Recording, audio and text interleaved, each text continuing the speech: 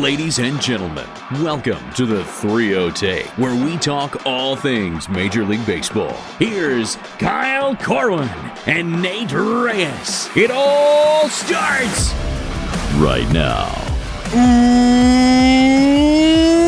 Welcome back to the 3-0 Take, presented by SeatGeek. This is episode 425. I'll be your host, Kyle Corwin, and I'm here with my co-host, Nate Reyes. Nate. Hello to all, and to all, hello.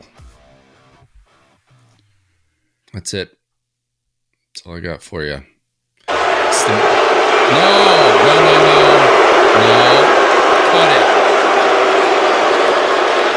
Cut it.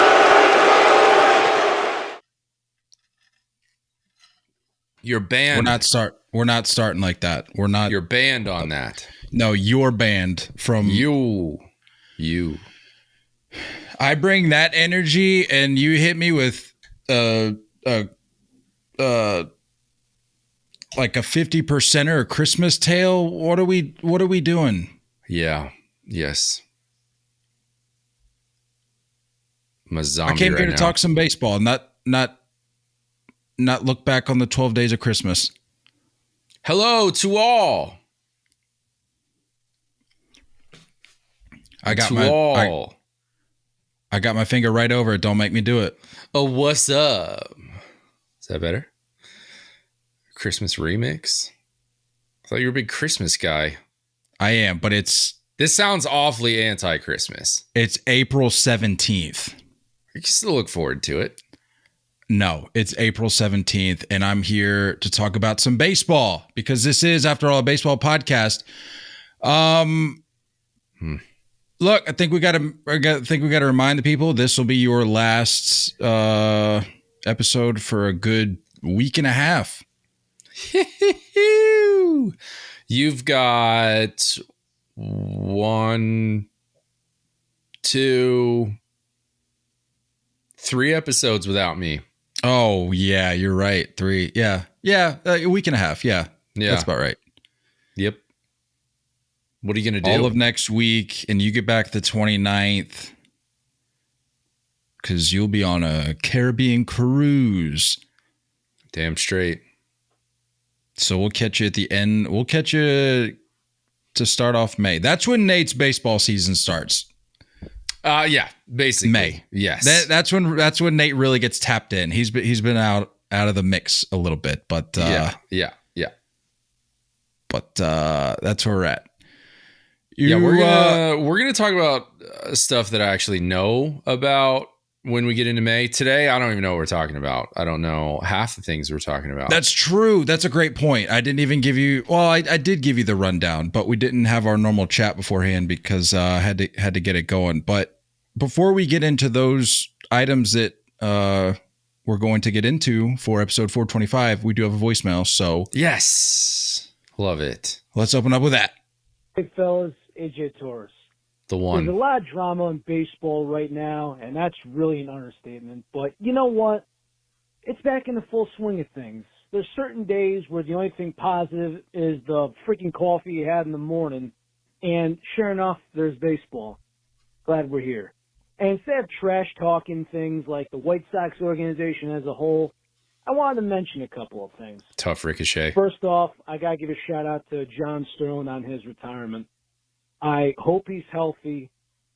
I hope that he knows that generations of sports fans adored him. He wasn't a perfect guy as far as what he did in this craft, but he is an icon. And I'm glad and hope that he's able to do it on his own terms, unlike guys like Hawk Harrelson, where they basically said your job's done and they moved on with him and it was swept under the rug.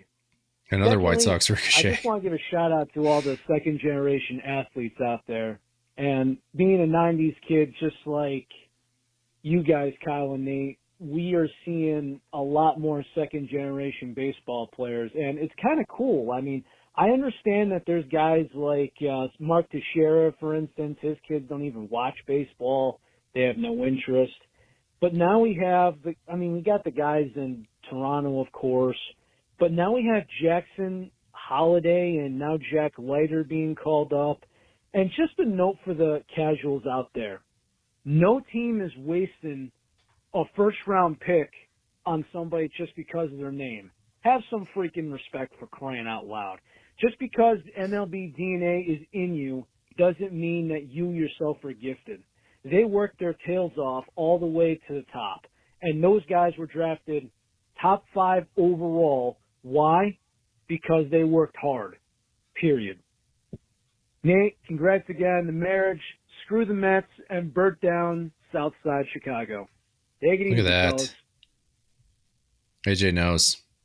AJ knows. Is Jack Leiter catching heat?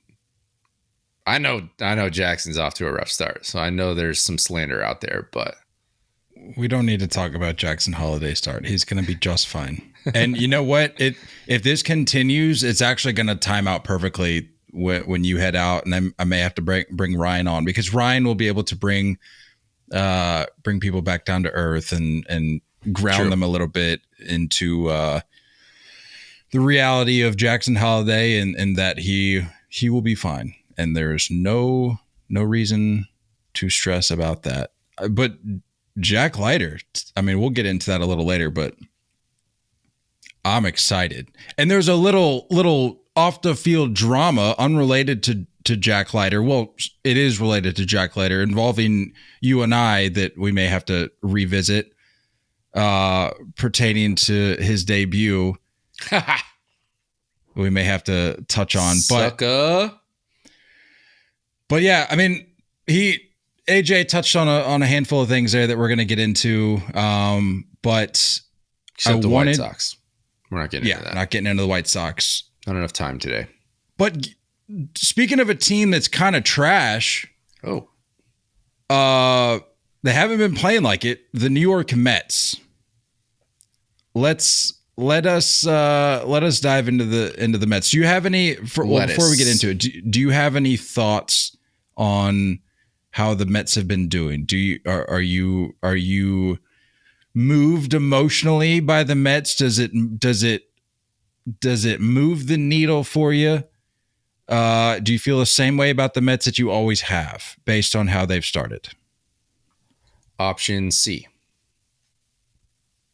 Yes, I feel the same way.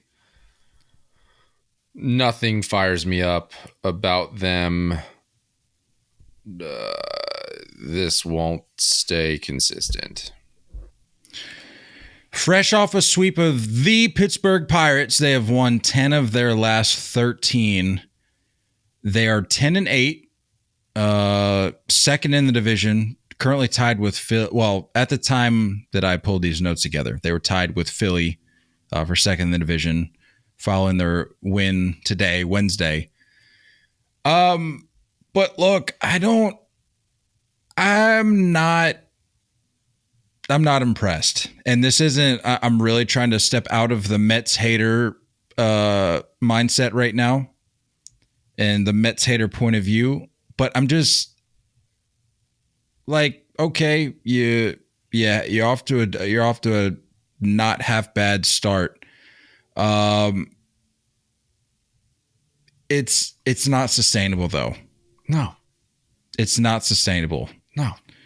Because the reason you're ultimately playing or winning the games that you're winning right now, believe it or not, is actually due to the pitching. If you look at the numbers, offensively, the New York Mets are middle of the pack offensively. In the National League, even more so across all of baseball. They're middle of the pack, like in their own league. Again, more so across the whole league. Their pitching, however, 6th in Major League Baseball in ERA with a 3.15. They're 3rd in all of baseball in strikeouts, 176. They're tied for 3rd in Major League Baseball in opponent batting average, which currently tied with the Dodgers and the Rangers. Opponents hitting 221 off of them. But it comes down to, again, small sample size. It's early in the season, but it comes down to a handful of good start, decent to above average to good, however you want to classify it. A handful of starts from certain guys, such as Jose Buto. Yeah, who's this guy? Over 12 innings pitched, small sample size. He's sporting a .75 ERA. Jose Quintana, who I think was expected to be a little more reliable than, or somebody that they were expecting to count on more than maybe a Jose Buto. He's sporting a 305 over 20 2/3. And then Luis Severino you'd probably be able to speak a little bit better to it based on how he finished in the Bronx, but I would venture to say shaking off the rust decently enough to start the season. Sevy has his flashes. Don't get me wrong. Like he's got talent. At one point, the organization was viewing him as an ace, but the health is not there. And so like that's, when I look at this rotation, I'm like, are you really going to do this over 162? Sevy, Quintana, Manaya. Have we ever seen? I mean, it's been, I don't know. Quintana's feels like it's been around for 15 years, but have we ever seen like a full lights out production type season from any of these guys? The answer is no. Fair, and I'm not trying to come into the defense of the Mets here, but specifically looking at a guy like Sean Manaea, wouldn't you say that this is probably the most we've heard, most buzz, I'll say, we've heard about Sean Manaea in some time? Yeah, because since A's days. Correct me if I'm wrong, but I think he had he had like a decent spring, if I recall, or there was some stretch of time this year where things I think were moving in the right direction with him mechanically, confidence wise, that I think were giving Mets fans a reason to maybe believe that he could do something a little bit better. Yes, he did get a haircut. He cut it all. I got to say, it looks a lot better. I know there's a lot of people clamoring. A lot of people clamoring for the flow to come back. I can understand both sides of it, but you have to do something. If you're Sean Manaea, you got to do something to mix it up a little bit. Yeah. And so for his sake, I'm glad he decided on the hair. Yeah. The other stuff, I mean, going back to offensively, you said it's middle of the road. Like Pete Alonso is going to do what Pete Alonso does. You know, already got 6 jacks, OPS over 900. The problem is that, like, the amount of money that they're spending.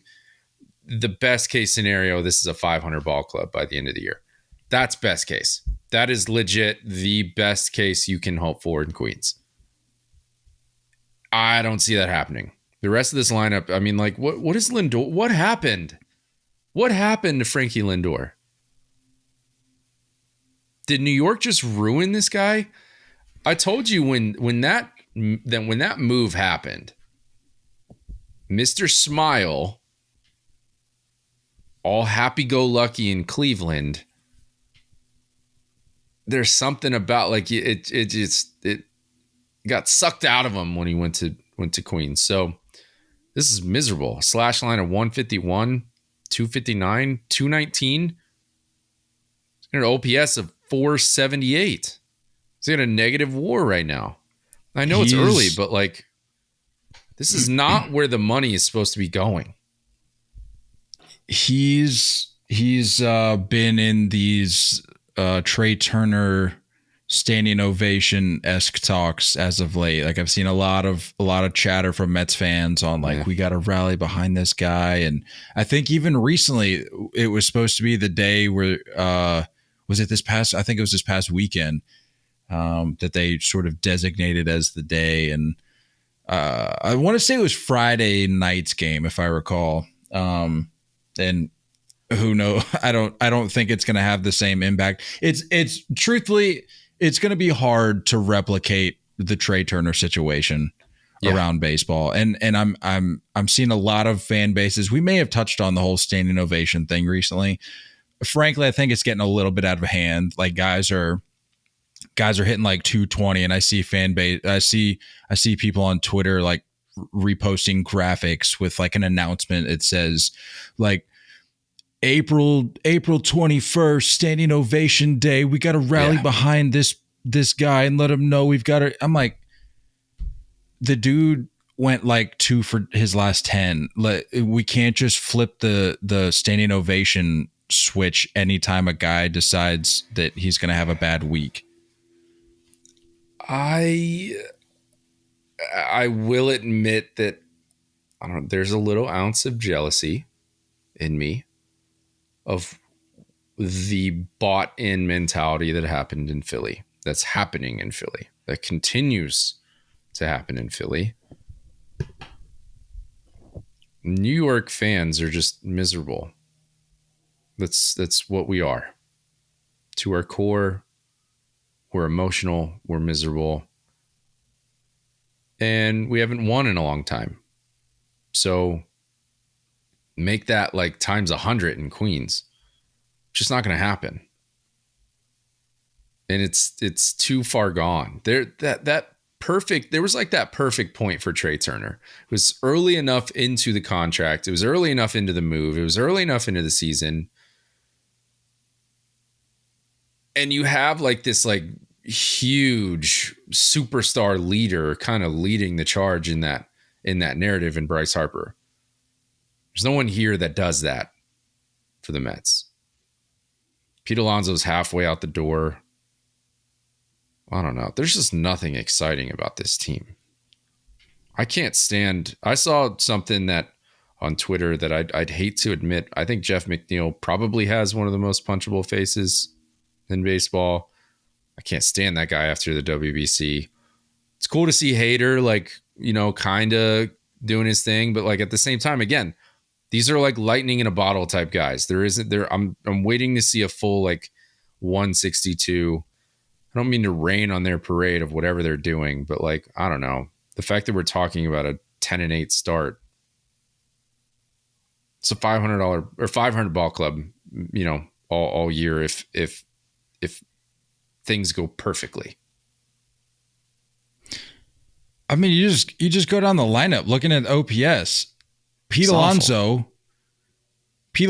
905, DJ Stewart, who only has 25 ABs, 932, Tyrone Taylor, 841. It's just, you know, and then once the pitching starts to fizzle out, because again, as I mentioned, as of right now, they're trending towards the top of the league right now, performance wise, on the bump. Once that comes back down to earth, I mean, the offense presumably will pick it up a little bit better than the way they're swinging it now. But you're just gonna have the flip flop that it happens in baseball all the time. But the teams that go on to succeed and have runs of success over the course of 162 find a way to make both work. And I just don't think, especially with the Mets track record and the fact that, again, to revisit the conversation from the offseason, we're assuming that this is not a year in which they're planning to contend. Even they're admitting that. The ingredients just are not there for a postseason run. Yeah, I go back to my prediction I had in the Hot Takes episode. Pete Alonso will not be finishing the year in this uniform. If he does, that is a major mistake by the Mets. A massive mistake.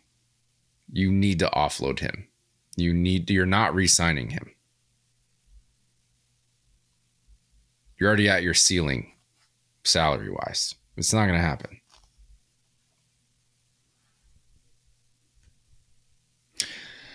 A team that I'm a little bit more excited about from like a genuine standpoint, because again,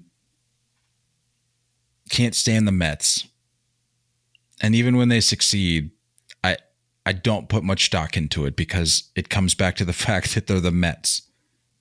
And that's not just me hating. I mean, I just laid it out there for you statistically. The odds of both sides of the ball figuring it out at the same time and finding a groove are not very good. They're finding ways to win ball games, but it's personally, I don't think it's sustainable. A team that, again, a little more excited about, the Cleveland Guardians. Following their win on Wednesday against my Boston Red Sox, they improved to 12-5. which gave them the best record in all of baseball. The Guardians have won 9 of their first 11 road games for the first time since 1948. Do you by chance know who won the World Series in 1948?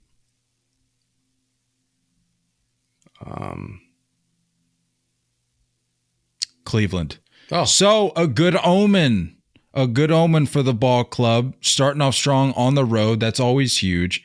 And especially early in the season, especially if you've got long road trips that can really wear you down right out of the gate, that can really set a tone for a season. And the fact that Cleveland's just making quick work of these teams, including Boston. They're playing right now. The Red Sox are playing like they want to be swept.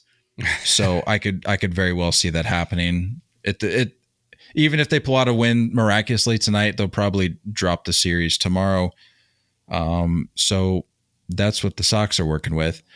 But I'm encouraged to see that with the early news of Shane Bieber going down, that they're still that they seem to take that lump a little bit and continue to keep the ship moving forward. Tanner Bybee had a nice bounce back start last night in Boston, which you're gonna need a lot more from him with the Bieber news, because that rotation can be a little flaky at times. So you're gonna need him to tap into what I don't want to call it an extended flash, but that run that he gave you last year, you need him to tap into that a little bit, return to that form. But the key to their success right now, you look at their run differential. Entering Wednesday, today they had a plus 38 run differential, which was the best in baseball. I think the Royals, with one of their doubleheaders, or their first game of the doubleheader today, maybe dropped them down a notch, but entering today, that was the best in baseball. So a lot of good news coming out of Cleveland if you're the Guardians, especially in as we always say, a very winnable division. And to get off to a start like this, it gives you a little bit of cushion as we enter the warmer months. Yeah, I got to watch the series, the Yankees series last weekend. First off, I understand they walked it off to end the series, and I don't know what is going on with that fan base on Twitter, but I saw some super out of pocket stuff. I do think it's a good ball club though. And friend of the pod, T-Mac, I love to see Tristan McKenzie just kind of really break into the scene officially. He's flirted with it over the last few years, obviously dealt with some injuries the last few years, but I'm ready to see him like kick the door in and be who he is, projected to be. But a team that's just like, they remind me a lot of the Diamondbacks. I won't say they're as talented roster wise, but like the pesky refuse to go away, take the extra base, don't beat ourselves mentality with Stephen Vogt at the helm, who, and we've talked about this many times, I will forever die on this hill. You and I both love veteran catchers turning into managers. They've seemed to just have a view and a finger on the pulse as a player, and it's such an easy transition. But I love specifically of like Stephen Vogt's career of just being like the underappreciated, undervalued workhorse mentality that there's something that Cleveland overall as an organization, as a roster, as a fan base could buy into. And it could be very much like this. We're not even supposed to be here. No one expects us to win, so we might as well go out here and embarrass people. My problem is they need more bop. That lineup needs more help. J-Ram is J-Ram, a walking MVP candidate, a walking all-star. But when Josh Naylor is like your next power bat in that lineup, there's an issue. I don't know where it's going to come from, but they need to find some pop. Pete Alonso would be kind of wild there. That'd be kind of interesting. I don't know if they could pull that off. I don't know what their farm looks like, but they need some pop in the lineup. But outside of that, man, they don't make mistakes. They don't beat themselves. They play good defense, and they refuse to strike out. It's there for the taking. Yeah, I mean, I tell you what, I think Guardians fans would agree, and they would tell you the same thing. The pop has never really been part of their MO. They're very much they have emphasized bat to ball. They've emphasized gap to gap. And I'll tell you what, man, they can hit some doubles. I mean, I'm looking at the numbers right now. I'm seeing 5, 4, 3, like they're up and down the lineup. They're hitting doubles. But you mentioned Josh Naylor. He's leading the team right now with 4. Yeah. And don't get me wrong, Josh Naylor looks really good right now. And could very well settle in as like a middle of the order threat across the league compared to other guys. I just feel like they need more length. They need more depth in that lineup. I don't know where it would come from, though.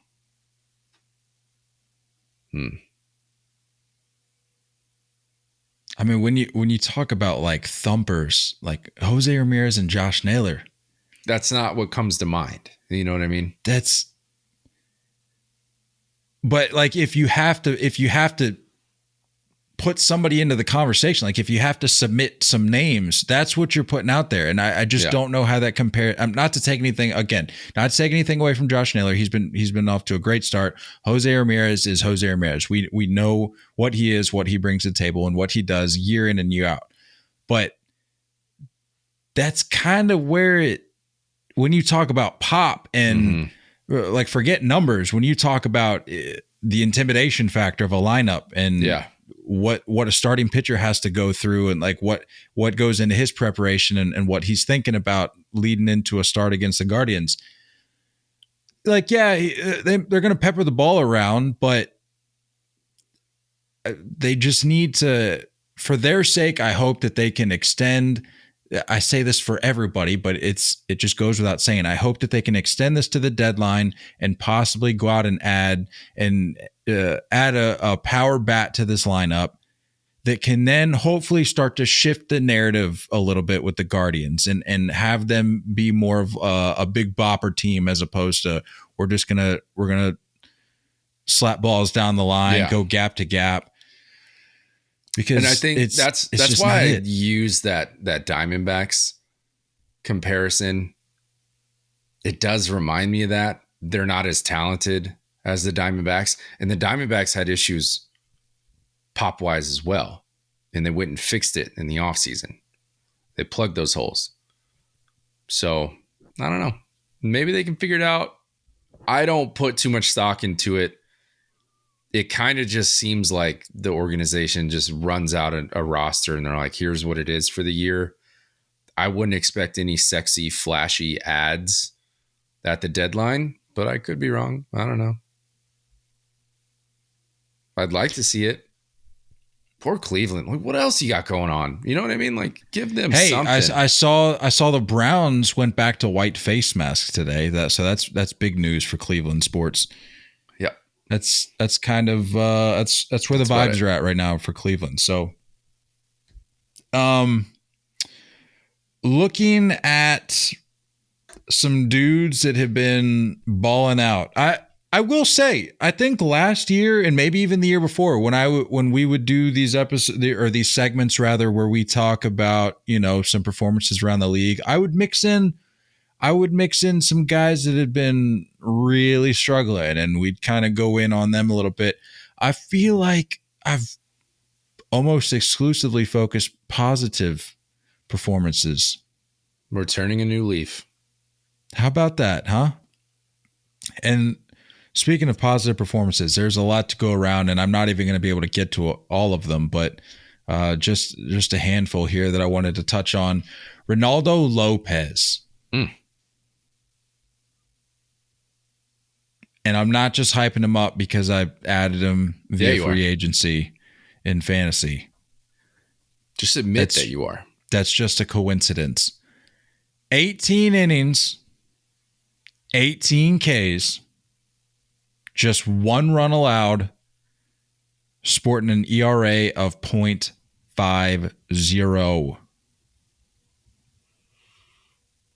And might I add, I tweeted this last night. With that rotation, in accounting for injuries as well, but with that rotation, he's been their best starting pitcher to this point. Yeah, that's crazy. They need it, dude. They need it. Somebody like Strider goes down, like people have to step up. They need it. He has certainly done that. He's rocking the third best ERA in baseball. Oh, this is what I wanted to get into. Had a little Talk to me. Pulled some notes here because I was thinking when I noted that he had third best ERA in baseball, I was like, okay, what does the top 10 look like? So I pulled the top 10. Of the top 10, I just want to see how many that you could guess. Oh boy. I know I'm putting you on the spot here, but this is going to be a fun exercise. What's the qualifier? Do we have qualifiers mixed in, or are we talking like relievers that have thrown 2 innings? No, these are all starters. All right. So these are guys that have 3 to 4 starts in the books. Boy. Okay, let's go. This is the least amount of baseball I've watched ever in my life. I know, which is why I said I'm putting you on the spot. Give me Scooble. Is he in there? He's actually not. Wow. Okay. Which I'm glad you said that because it's confirming my point, and that's why I pulled this list together. It's rather fascinating. Interesting. Give me Blanco with the Astros. Correct. Give me. When you want to tap out, just tell me, and I can give you the rest of the list. Give me.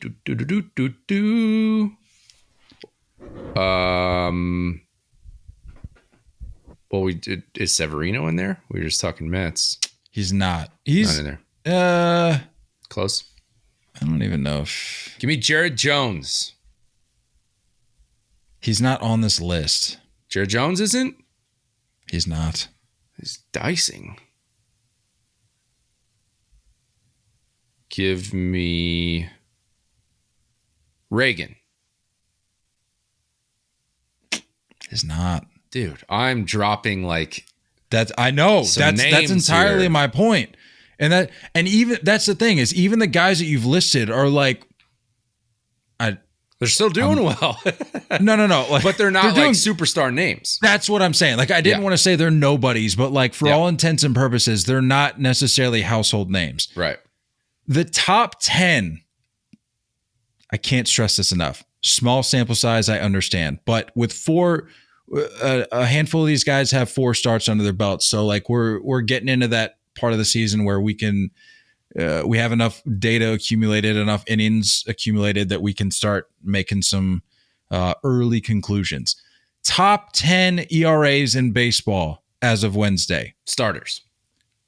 Paul Blackburn. Sure. Hasn't given up a run all season. Let's go A's. Kutter Crawford. Sure. Cool name. Has given up 1 run. Reynaldo Lopez. Ronel Blanco. Reed Detmers. Jose Barrios. Oh. Seth Lugo. Oh. Cody Bradford. Okay. Tyler Anderson. Oh, with the Angels? Christian Javier and Brady Singer. So rounding out, Javier and Singer are tied for 10th. But so 11 guys, but nobody on that list, I would argue, is really a household name. I there's a lot of potential for that to be the case by the end of the year, and even even by the break. But as it stands right now, no. Who do I want to pat? Who do I want to pat on the back in that list? I want to pat Seth Lugo on the back, because when you drop that name, like it, I don't know why it feels like he's 48 years old. Hold on. We got to revisit this because these notes were, I was pulling these notes together this afternoon. I need to confirm. It was brought to our attention that Blackburn threw today. Uh-oh. Did he give us something up? All right, I stand corrected. He let up 3 runs today, 5 2/3. But even then, that's a great outing. 7 Ks, still, 5 2/3. I'm gonna assume the ERA is still in the top 10. Still top 10. Let me pat Seth Lugo on the back. Let me pat Tyler Anderson on the back. Look at you, Tyler Anderson. Get a little resurgence rolling. Who else is on there? I mean, Blanco, we know that was crazy. His first 2 starts is insane. Reed Detmers is a name. Brady Singer, same thing. Like 2 guys that those are 2 guys. If you play fantasy baseball and you look at the waiver wire, in the past you've looked at them and been like, I could maybe try and add you for a start to try and sneak a win out, but I know what you are. You're not sticking around on my lineup very long. But look at them. Look at that. And I didn't do these guys the service of sharing the ERAs, but just know that Brady Singer, Christian Javier and Brady Singer at the bottom of that list, again, as of Wednesday afternoon, tied for 10th at 1.54. I love that. So everybody above them is under 154. I love that. Also, as of Wednesday afternoon. Another reason that no one needs to really worry about the Astros. 2 of those names being in that list that you aren't going to necessarily choose at the beginning of the season when you're talking Astros rotation. I would argue for Christian Javier's case. Ronel Blanco off to a great start. No hitter. I don't know if anyone's considering him No. I'm not saying that to start the season you're putting either of those 2 names in the end of season top 10 ERA conversation. I'm simply saying Christian Javier. One would assume he would be better if you're getting his best stuff. They haven't even caught their stride yet. Verlander coming back soon. He starts Friday. Yeah, people that are sweating the Astros are making fun of the Astros start. Just relax. They're coming. It's coming. I hate to say it's coming, but it's coming. Yeah. That's reality. Yeah. I want to show some love to and I know there's a list here that I just read off of guys that we could certainly dive into a little bit more, but you all need to cut me some slack and allow me this one opportunity to share a positive about my Boston Red Sox, and that is Kutter Crawford. He's been just a pleasure to watch. That's a top 5 name in baseball. I mean, come on. A name like Kutter Crawford, and he's dicing up the league. That's perfection. He has a cutter, yeah. Yeah. Do we know his repertoire? Okay. That's perfection. Kutter Crawford, after 4 starts, as I mentioned, is rocking a 0.42 ERA over 21 and a third innings. He's only allowed 9 hits, 1 earned run, and has 24 Ks. The takeaway, however, and not that this matters, because we've established that we don't care about this anymore. 0-2. But it's just indicative of where the Boston Red Sox are at as a team and what they're able to provide the staff that's pitching so well right now. He doesn't have a single win to show for it. Yeah. 4 starts, 24 Ks. He's only given up 1 run. Doesn't have a win. Well, That I'll tell you what. This is the DeGrom I just said award. Exactly. I just said it. We don't care about wins, but I care about wins in situations like this. I absolutely care about wins in situations. That shows a lot more. Yeah. Like, that's so glaring. You've got one of the better staffs in baseball, one of the better pitchers in baseball in Kutter Crawford, and he doesn't have a win to show for it. Like, that's whatever. Shambles. Shambles is the word that comes to mind for me. It's tough, man. It's really, really, really dumpster tough. Fire. A couple more words. Actually, I'm not even going to argue that. I'm going to, you know what?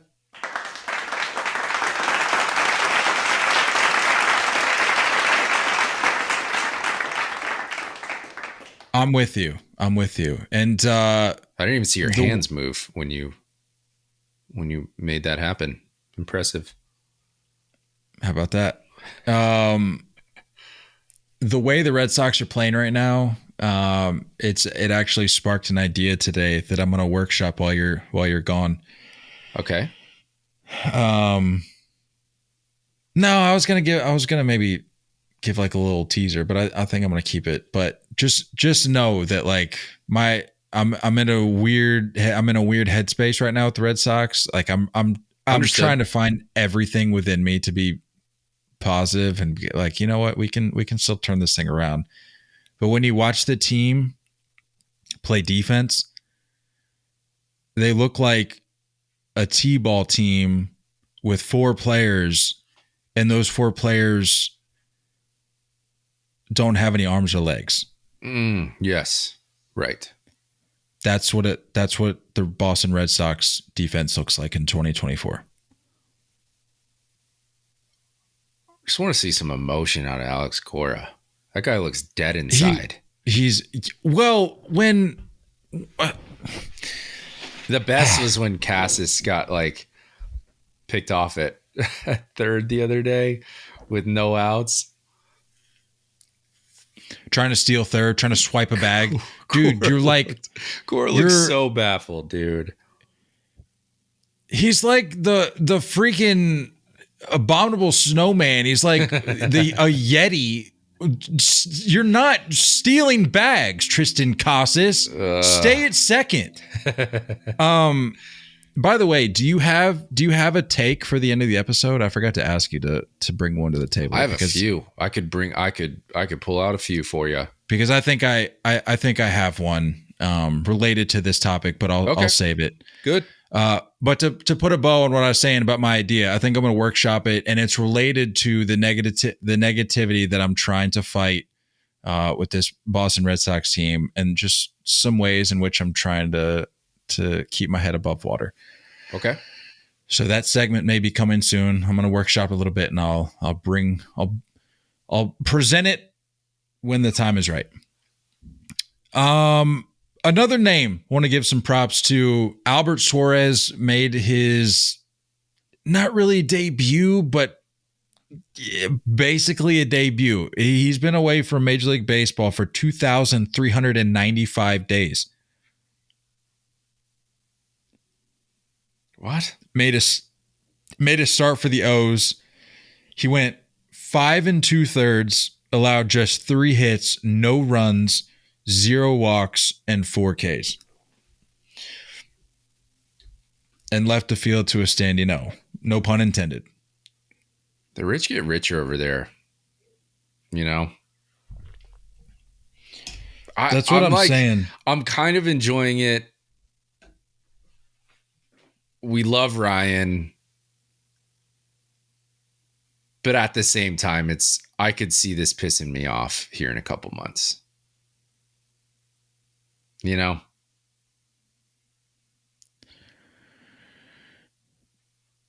In what way, though? Like, explain that. What are you saying? Purely out of jealousy. There's no other... What's happening in Baltimore, I don't know if I can genuinely remember any other instance in sports where all things are aligning the way they are there. You're talking about a new owner taking over. You're talking about all this young talent stepping in. You're talking about the reintroduction of the most legendary name the organization knows in Ryan's dad, suddenly becoming more involved in having fun and doing commercials. And you know what I'm saying? Like, everything is just all going their way. Everything. So for any fans that are like worried about Jackson Holiday, it's like, who cares? Because everything's going right for you guys right now. And it's just a matter of time before he gets right. It's just insane. I've never even heard of this guy, and comes out and just dices. It's wild what's happening over there. I'm fully jealous. Oh, Jackson Holiday's hitting like 100 on the season. It's okay. They've got a guy named Albert Suarez who's taken shutout ball into the 6th inning. Yeah, like that's what I'm sweet. saying. That's what I'm saying. How do you? Yeah, but whatever. Actually, I think it's going to piss me off soon. I lied. I just pulled that number out of a hat. That Jackson, I don't even think Jackson Holiday is close to hitting 100. I don't think he is either. I thought that was a generous number when that threw was it out there. Yeah. He still only has the one hit. Yeah, correct? Just the lone hit. Oh, man. Oh, yeah. He's hitting, I wasn't even close. He's hitting 0.04. Okay. 0.04. It's so weird to like try to say that batting average because usually like, oh, the guy hit like 320 or whatever. How do you 40. Say that? I'm hitting 040. No, 40. He's not hitting 40. He's hitting 040. 040. No, he'd be the talk of the town right now. I mean, he is the talk of the town, but he'll be fine. The talk of the town for a good reason if he was hitting 40. Yeah. Albert Suarez. Remember the name. Wild. Do you have more to that story, by the way, or he just was gone for? I'll be honest with you. 6,000 days, whatever you said. It was 2,395. Stupid. It's so ridiculous. Hold on. Welcome back. Good for him.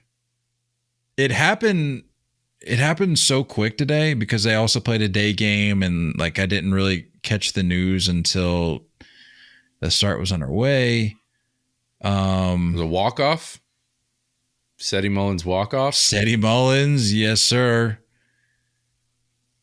Yeah, Spencer said it best in the Facebook chat. He said vibes are immaculate in Baltimore. It's immaculate it's almost an insufficient word. That's how amazing things are over there. It's absurd. I hate it and I love it and I'm jealous and I don't want to talk about it anymore. Except we're going to have to talk about it every freaking episode for the rest of the year because that's how it's going to go.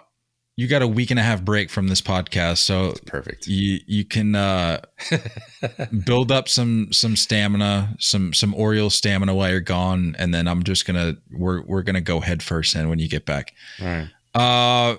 So according to BaltimoreBaseball.com, Suarez spent 5 years in Japan and South Korea before the Orioles signed him last September. He received an invite to spring training where he had a 5.17 in 5 games, but struck out 19 batters in 15 2/3.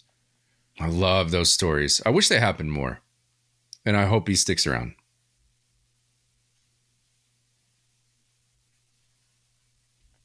He was with the Orioles, I thought, right? Like he used to be. I thought he was with the Orioles before this break, but it's his last MLB game was with the Giants. I don't know if he was with the O's before that. But anyway. Yeah. I mean, like I said, some of your big names, Jackson Holiday, struggle a little bit. It's the next man up mentality with the O's. Someone's going to get you. That's what that mentality is. Someone is going to get you. And who would have thought the next man would have been Albert Suarez? Yeah. Not I. Michael Busch. Chicago Cubbies. Yes. He's having a heck of a year. Yes. Specifically want to point out, if you haven't heard already, 5 home runs in 5 games. I think that streak came to an end, but nonetheless, very impressive. And it's really like, if let me pull up his numbers here. It's not just the pop. Like he's just hitting very well right now. He's got 6 bombs. He's hitting .304, 12 ribbies. He scored 10 runs. Like that's Sheesh. not it's not like the Kyle Schwarber syndrome. Like he's not just putting them out, calling it a day. Like he's contributing in other ways. He's producing. He's giving the guys around him in the lineup opportunities to get him in. He's just off to a great start. All these on the road. All those home runs, that 5-game stretch has all been on the road. Correct. Yep. Which, by the way, tied the team's franchise record for consecutive games with a homer. And in my research, I want to say there were six Cubs in franchise history that hit 5 or had 5 consecutive games with a homer. Oh boy. Okay. Do you know the first one to do it? I'll give you a hint. We talked about him this offseason.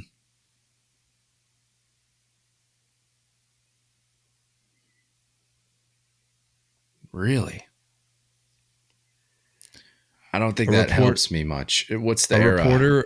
A reporter once called him a sawed-off Babe Ruth. Dang. We did talk about him. I do remember that. Vogelbach? No. Who are we talking about? Hack Wilson. Hack Wilson. That's right. The guy who That's right. It was like beat up a homies cop with Capone. Yeah. Homies with Capone. He evaded cops, like jumping out windows. That's right. If you guys didn't catch that, what a delightful story. I gotta find that. I gotta resurface that episode. It was one of like our off-season episodes leading up to the start of the season. We did a whole deep dive into Hack Wilson. Guy has an incredible story. An incredible story. Let me see. What other? Do I know the other 4 names? I didn't write them down. That was just the one that caught my eye. I was getting hyped. Also, Vogelbach. What? I don't even know if he's ever been a Cub. I was just thinking. What are we talking about? Babe Ruth. That's the only thing that I was trying to think about. What are we talking about? Also, I think Vogelbach's probably bigger than Babe Ruth. Shout out Zoe in the chat. She's getting caught up. She says, hot take, Adley Rutschman is a better prospect than Holiday. It's not for me to decide. I've shared my stance on how I feel about Give it time. Just give it time. Adley Rutschman. Yeah, I'm not gonna rush a kid. He's only 20. He'll be all right. Yeah. He isn't even shaved yet. Yeah. He's like 12. I'm convinced that birth certificate's not actually. I don't even see correct. 20. It's not 20. Yeah. Where were we going though? Oh, Michael Busch though leads all Major League first basemen at OPS. He's 3rd in average. So again, speaks to the well-roundedness of his offensive output thus far. So he's really given the Cubs a big boost, especially with Seiya Suzuki going down. Mm-hmm. I think he's only on the 10-day, if I recall. So, and I think he's already been up. He's been on there for a couple days now. So they won't be hopefully without him for too much longer, but 2 of the better bats for the Cubs this season. But with Seiya going down, Michael Busch being able to provide this boost for them is a huge help. And I didn't even realize I watched Michael Busch play in college when he was at UNC. Mm-hmm. And like I was going over to watch games with Meredith over at Chapel Hill. You didn't know he was the guy? He was a dude, man. I remember watching him. I was like, this guy, I mean, I didn't foresee him tying Cubs franchise records, but I was like, this dude's going to be legit. Yeah. Another division up for grabs. Get after it. Get after it, Cubbies. The fan base Who needs did you it. pick for the Central? I forgot. You said the Cardinals. I did say the Cardinals. You said the Cardinals, you fraud. I did. A little bit. That's Yeah. Oh. Should we save this? Speaking of the Cardinals, do you want to save this? Okay. All right, we can save it. Yeah. Moving along here. A name we've already mentioned today, Jack Leiter, making his debut Thursday. Will be wearing number debut. What number? Sorry, go. Will be wearing number 35 for the Rangers on Thursday as the former number 2 overall pick. Debut for the Rangers and what fantasy team? Okay, this is where we need it. Okay, I'm glad you reminded me because I was going to forget. All right, so here's the deal. It's Tuesday. I'm at work. I'm wrapping up some things because we have a staff meeting that I got to get to. So meanwhile, like in the hurriedness of trying to finish up the project I was working on and get to the conference room for the meeting, I get the update that Jack Leiter's making his debut on Thursday. He's getting called up. So in a scramble, I'm like, I'm at an advantage here because the rest of I would venture to say the majority of the guys in our 3-0 Take Fantasy League aren't tapped into every league-wide activity. They have their favorite teams. They'll learn. They had their favorite teams, and understandably so. Like if we weren't doing this, I'd probably just only be really paying attention about the Red Sox and maybe dabble in some other league-wide stuff here and there. But I saw that update, and I'm like, oh shoot, maybe the rest of the guys, maybe they haven't caught wind of this yet. So let me hustle on over to the fantasy app, see if I can snag him. So I snag him, I add him, and I get the warning, you must drop somebody. Sure. And meanwhile, all this is happening as the meeting's getting started because I was just sitting there waiting for the meeting to start. As the meeting's getting started, I'm looking for somebody to drop. And wouldn't you know it, right off the top, Kyle, we'd like you to start the meeting with some updates that you have to bring to the table. Excellent. And in my head, I'm going, I can't do that. I have a huge pass addition I need to make. Yeah, can you come back to me? Can I think on it? I know what I brought to the meeting today, but I need to think on it some more. Yeah. I really need to let these thoughts marinate. I couldn't say that, so I had to go about my business. And wouldn't you know it, the screen that I left the fantasy app on had Jack Leiter added and was just waiting for me to drop somebody. Yeah. And then I get an update that says Nate Reyes has added Jack Leiter. Sure did. To his fantasy team. Sure To which at that very point in the staff meeting, I fell ill. I started cursing the Leiter name. I said, I hope he stubs his toe walking to the stadium. Nate got the whole text exchange. If you want to check it out on Twitter, he posted it. He put me on blast, exposed my evil ways to the world. He exposed the inner feelings that I have that don't always necessarily make it to the public. Sure. I was not in a good place, and so I'm cursing the Leiter name, and wouldn't you know it, Nate walks away with a grin on his face and Jack Leiter on his team. So, what's your boss's name? I'd like to buy them lunch. No, for that. That's an excellent. Just a heads up idea. Started off right with KC in the meeting. Literally, it's never happened. Like, of all days, I go to pick up Jack, and wouldn't you know it, no luck, no dice. But look, I'm excited. Jokes aside, I'm glad we're finally getting to see this kid. He's been in the conversation for a while now. He in AAA this year, he threw 14 1/3, struck out 25. Oh my! And walked 3.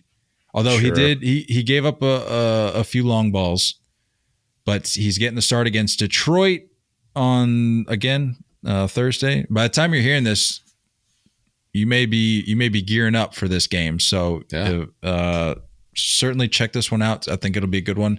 I'm gonna go ahead and assume they're not gonna run him out there wild. They're gonna monitor the pitch count. Same as 75. Same, I think, that the Pirates are doing with a guy like Jared Jones. And what I imagine they'll do with Paul Skeens whenever that time comes. My Can't goodness. wait for that. I cannot wait. How much more does that kid need to do? I know. What are we doing? I don't know. Get the kid up there already. Unbelievable. I think I'm most excited for the fact that like Leiter's dad was like, we just talked about this last episode with all the injuries going on. And I'm not saying like his son is immune to injuries, but with his dad being who he was, of being a pitcher, pitching, spotting up, mixing speeds, not here to blast you away. I'm just really excited that I hope that's what his son has. I hope that's what Jack is coming to the table with. So we'll see. Me gusta. Me gusta. I don't know if you knew him and Anthony Volpe were high school teammates. I saw that. Did you see the video of the kid respond? Like, did you see the tweet? I'm assuming you're referencing the tweet that I saw. I saw like it on the Yankee broadcast. I didn't see. I saw like the picture of them as high school teammates, but I didn't see the. Let me see if I can pull tweet. it up.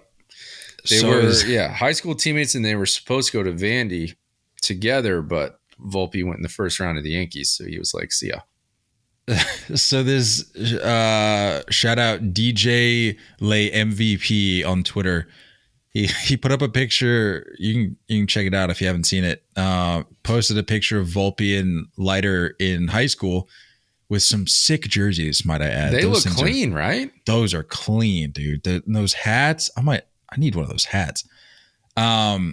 He said, imagine sitting in class all day and then having to face Anthony Volpe and Jack Leiter after. And in and of itself, fantastic post. It's hilarious. But apparently a kid like made a video in response to the post, and like he did the whole like green screen thing with the tweet behind him, and he was reading it off. He's like, yeah, imagine sitting in class all day and then having to face these guys. And then he's like, yeah, that was me. That's what I had to do. And he just goes into this like minute or two long rant about how it just sucked that he had to face these two kids, and how like Volpe took Jeter's job and how that was like every kid's dream growing up. And just like, he's like, yeah, they're playing the best of the best. And meanwhile, I'm just like some scrub. Like, who am I? So I thought that was funny. You have to find that if you haven't seen already. But yeah, I think you said it best. Me gusta. Looking forward to it. Yeah, that will certainly be appointment television. I'll be looking forward to that. Before we get out of here with our weekend series to watch and maybe our quick takes, just wanted to let you share maybe some thoughts on John Sterling.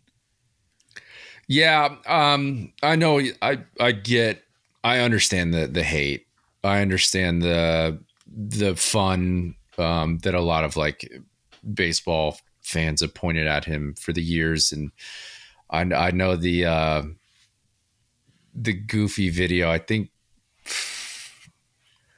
Pitching Ninja threw out the video where like there was a pitch that Garrett Cole like just totally let errant to the backstop, and then it flashed like John Sterling getting hit with the ball in the booth. Like, it's just so messed up. But The AJ said it in the voicemail. Like, I wouldn't say he's like the best at his craft. I wouldn't say, like there were probably plenty of baseball fans that found him obnoxious, but like for me, just as a lifelong Yankee fan, like the guy is just, he is who he is, and the fun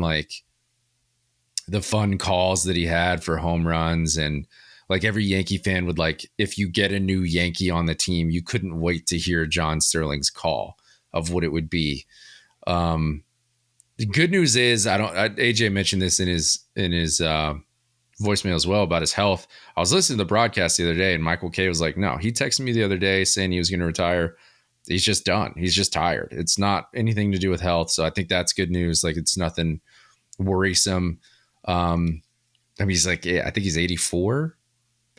85. Yeah, dude. Like that's a great career. It's a great life, and 35 years of broadcasting, 36 years of broadcasting, whatever it was.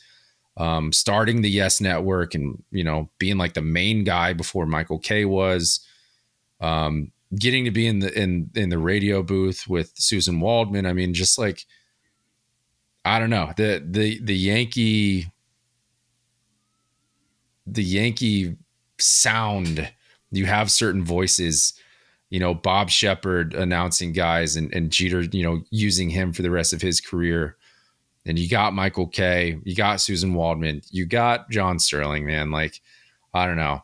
I'm a sucker for the old school guys, the guys that are, born and raised a Yankee fan and getting to live their dream. That's what he talked about in his retirement statement. Like, he got to live his dream. So I think it's amazing. I think it's cool. I can't wait for the standing ovation that he's going to get in Yankee Stadium. I think they're going to do a little ceremony for him on Friday. So I think Saturday is what he said. I think Saturday. He'll be there Saturday. So, yeah. Just super, super cool. And just, you could tell like a guy that just absolutely loves and lives and breathes baseball. So, yeah, sad, but I get it. A little strange timing wise as well. But I think maybe he just tried to go for a run at it this year and just didn't have the gas. They talked to Michael Kay about just being like super tired of like getting in and out of the stadium every day and the traveling. Man, I'm turning 31 in May and I can relate to that. Man's is 85. Like 85, joined the booth in 89 for the Yankees, went on to call 5,420 regular season games and 211 postseason games. So it had like a crazy consecutive streak career too. Yeah. Yeah. So, apparently the streak ended because it said he got like sick or something. I'm like, you're telling me he was like just A-okay leading up to that point? Like, how in the world do you manage like doing this podcast? I get sick. I get allergies every spring and fall. And there are days where I'm just like, nah, I'm tapping out. But like how he was able to do that is impressive. So like you were saying, regardless what you think of him, guys. He's important. He's just important to the organization. There is there's a Twitter movement going. I think Brian Hoke is trying to get something going where before Sinatra plays at the stadium after a win, they're trying to get the Yankees win. They're trying to get that to play in. And like, the organization is fantastic about this stuff with names, with tradition, with people involved. Like, I think they're going to do something really cool for him. With having Shepard call Jeter's ABs even after he passed, like just stuff like that. I mean, it's just little stuff that they do a really good job with. So hate to say it, but I love it. Yeah. All right. Weekend series to watch. I got the Mets versus the Dodgers. We talked about the Mets earlier, but I think this will be a big early season test. Also for the Dodgers, I think I saw that they've lost 4 straight series now. So some interesting narratives coming to a head this weekend. You've got the Mets looking to maybe show that this is maybe a little more legit than people are giving them credit for, including ourselves. And you got the Dodgers looking to right the ship a little bit and get back to I don't want to say get back to the script, but like, I think everybody I think everybody can agree the Dodgers were expected to be winning every ball game that they play handsomely, and just hasn't gone that way thus far. But I think it'll be a good weekend matchup. So that's what I'm going with. Game 1, you got Sean Manaea versus Yoshinobu Yamamoto. That'll be 10:10 p.m. Eastern. Game 2 on Saturday. Game 1 Friday. Game 2 will be Saturday. Jose Buto versus Gavin Stone, 4:05 p.m. Eastern. And Game 3 will be Adrian Hauser versus James Paxton, who's having a not too bad start himself this year. Yeah. James Paxton, 4:10 p.m. Eastern on Sunday. So that's what I've got. What do you got? So annoying seeing organizations who have just everything that they need squeezing the last ounce. Yeah, good for him. I'm going O's in Kansas City. I got to give you credit, brother. Like, you were riding them hard in the Hot Takes episode. You're talking about how the Royals are going to earn a spot, man. So they're off to a really, really good start. 12-6, both ball clubs going in, I believe, right? As of right now, I'm not quite sure if that's. Royals had a doubleheader today. I don't know how the second game wrapped up, or it might be wrapping up right now. Game 1 Friday, 4:40 start on the Pacific. That's right, for our West Coast peeps. I'm going to give those times from here on out. Kramer versus Marsh, Game 2 Saturday, 4:10 Pacific. We got Burns and Reagans. I think that's the one everyone needs to lock into. Reagans is just super, super bright future. I'm really excited to see what that guy does. And then Sunday, you got Cole Irvin going against Seth Lugo at 11:10 Pacific. The ageless wonder, Seth Lugo, who I don't know why they don't update the hats, the logo on like certain apps. ESPN still got the Padres hat on for Seth Lugo in the picture. Like, figure it out.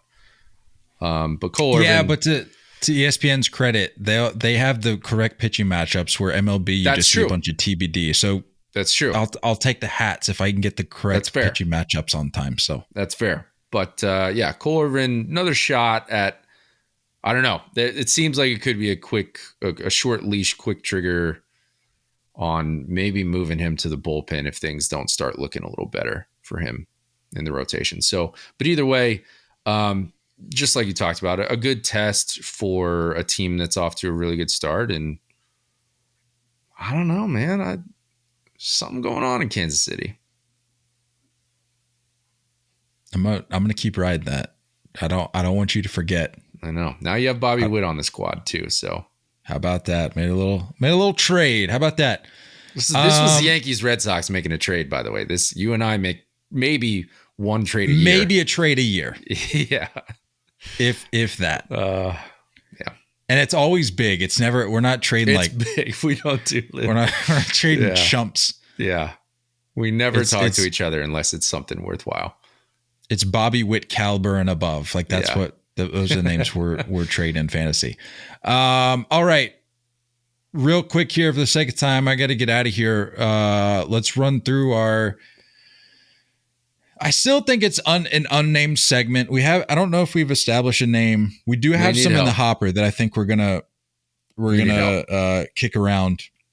We'll see how we like them. But basically, again, if you didn't catch last episode, trying to wrap up each episode we do with just a quick hot take, not necessarily a hot take, but just a take that we stand behind, that may or may not have been addressed throughout the episode, but it's an opportunity to maybe talk about something that we didn't get to during the episode and to just let it fly. So,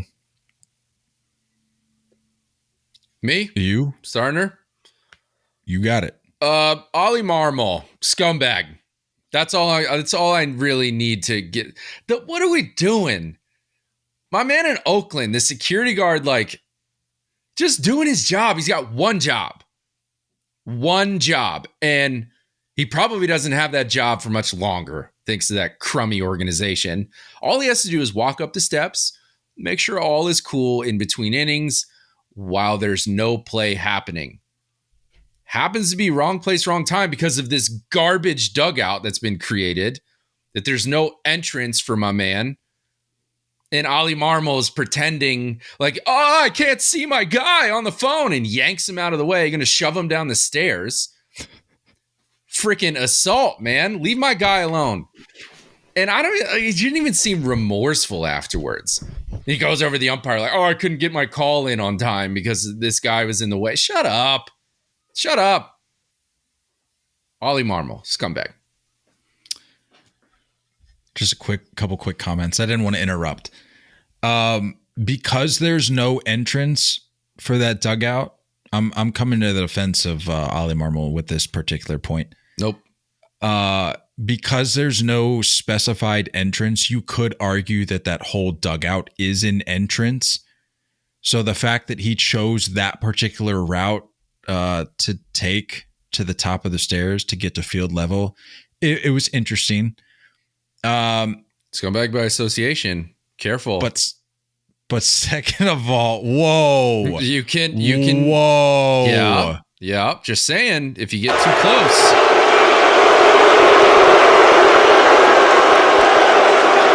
That was uncalled for. That was uncalled for. Don't get too close to the sun. Second point. Do we know if he ended up getting the call off? Like, were they able to like iron that out and give him his review that he wanted? I don't know. I don't know how that. Nor do I care. But also, third and final point. Like, if you're playing the A's and you're relying on a review to save the outcome of the game for you, you've already lost. Issue. You've already lost. That's all. Man, he almost shoved him down the stairs. Yeah, it was a bit aggressive. I'm like, Oli, come on, man. Like, the poor guy's not going to have a job in a couple months. Oh, he's probably already been let go. I know. I don't even want to look into that because I don't want to know what I'm going to find. Oh, all right, man. That just ruined my day. My take. I kind of alluded to it earlier, but I wanted to save it for now. I'm going to need the Alex Cora slander to stop. Oh, it's out there? I'm going to need the Alex Cora slander to stop. People saying he can only manage when he's given the best team in baseball, a la the 2018 Red Sox, where you have Mookie Betts, Xander Bogaerts, and the like, and that he can't manage a team otherwise. As I said,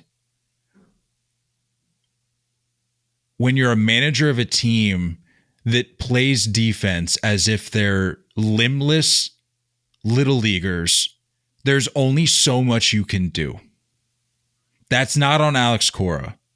There's a bare minimum assumption at the major league level that you can field and throw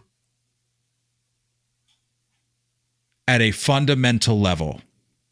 And when they don't do that, and they lose games because of it, specifically because of that, their errors, worst defensive team in baseball right now. They're getting picked off left and right on the bases. They don't know how to run bases. You got Tristan Casas trying to swipe third. That's not on Alex Cora. There has to be a minimum level of accountability for these players to actually play baseball like Major League Baseball players. They're not playing at that level, and that does not fall on Alex Cora.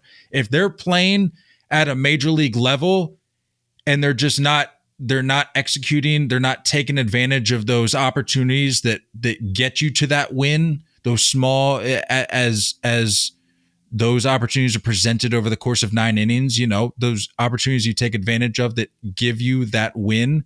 If you're not doing that, okay, we need to look at maybe some of the decisions that are being made with the bullpen usage and positional alignment, defensive alignment. But when you can't, at a bare minimum, even field a ground ball and make an accurate throw as a major league player, that's not on the manager. That's on the player. So there's going to be a much greater level of accountability needed for the Red Sox. That's all I wanted to say. Is this just the beginning of the dumpster fire? And I'm not saying for the year. I'm saying like, is this about to be a rough period? Dude, we're 'Cause staring Cora's down the not barrel sticking of around, yeah? We're staring down the barrel of a third consecutive last place finish. We're already well in the rough period. When you put it like that. People want to point to 2018. That was 6 years ago. That was 6 years ago. And I know, time. like, oh, Boston Red Sox fan, he's just spoiled. He doesn't know how good he has it. Sure, but like play fundamental baseball. I'm not asking for a World Series every year. That'd be great, sure. But like, can I just at least watch a major league caliber baseball game? That's all I want. That's all I want. Anyway, we got to get out of here. So that'll pretty much wrap it up for us, unless you got anything else for the folks. No, that looks like a nice new shirt. Is that new?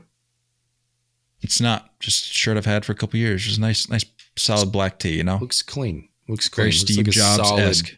solid black, not a worn away black. Thank you. I appreciate it. I appreciate you. And I hope you have a great Caribbean cruise. Thank you very much. Thank you very much. I won't miss any of you. Appreciate you. Yeah. And I think you said you're going to have your phone off the whole time. So don't even bother trying to reach out. It'll be to in the Nate. safe. Won't even be on. I even in the Caribbean won't be chasing any curveballs. Neither should you. We love y'all. And as always, looking forward to talking more baseball with you guys soon. Until next time, stay filthy.